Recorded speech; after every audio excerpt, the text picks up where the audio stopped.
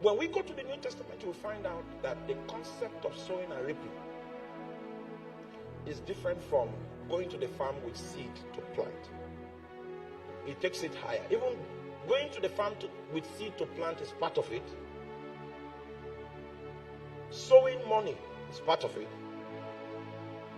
But in the New Testament, the emphasis in terms of giving is where are you sowing?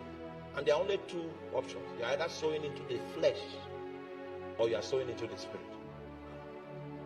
And the Bible says, if you sow into the flesh, you will of the flesh reap corruption.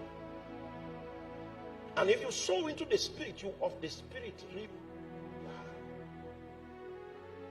Many of you, when you were on campus, you were in prayer groups. Then you now graduated and felt that prayer you were doing was campus team.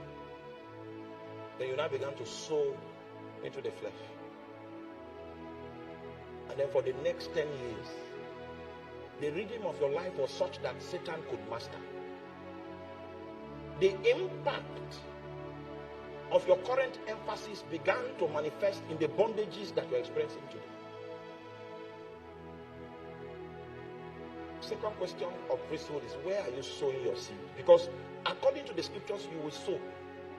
You cannot but sow. But if you sow in the flesh, you will reap corruption.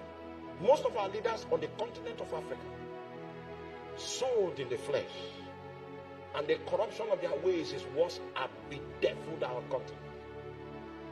The time has come for a new set of leaders to begin to rise from the continent of Africa.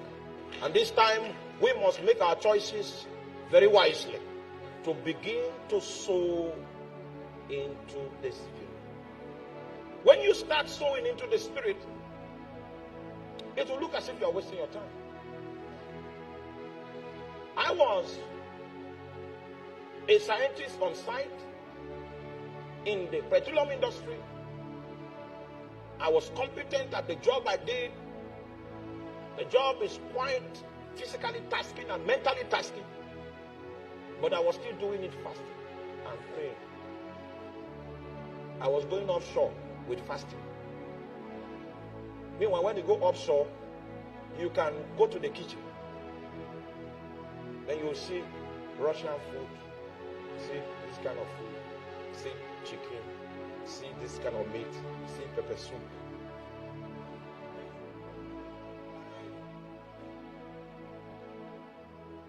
Fasting. Because I was sowing into the Spirit. It was easy to yield to the attractions in the environment. But I realized that if I begin to invest there, I will reap corruption.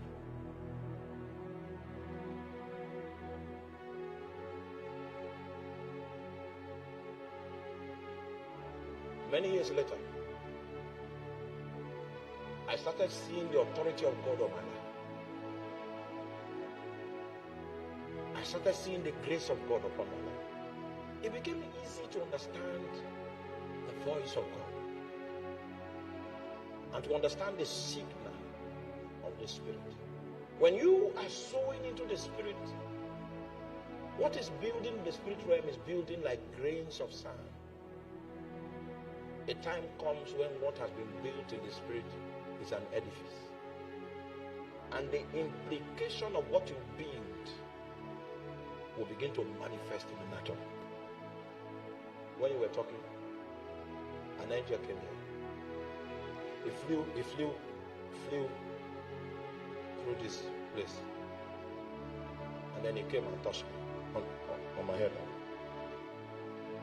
Flew, he went here. Came back. It happened like 12 times while they were preaching. And I know the meaning. You know why you don't know? The reason is because your spirit is not developed. You went to University of Ghana, developed your soul. Huge.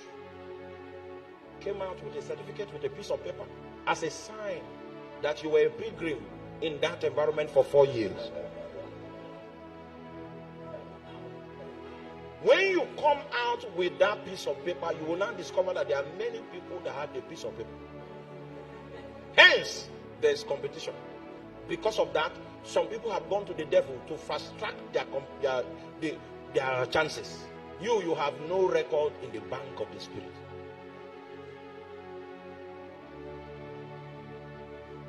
You ought to have graduated with 2 degrees from University of Ghana in your discipline and with the Lord.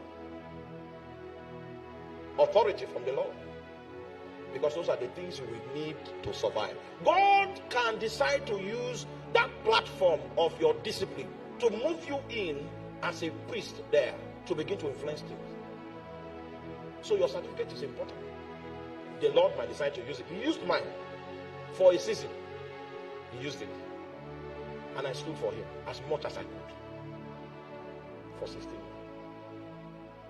Are you with me? But the resources with which I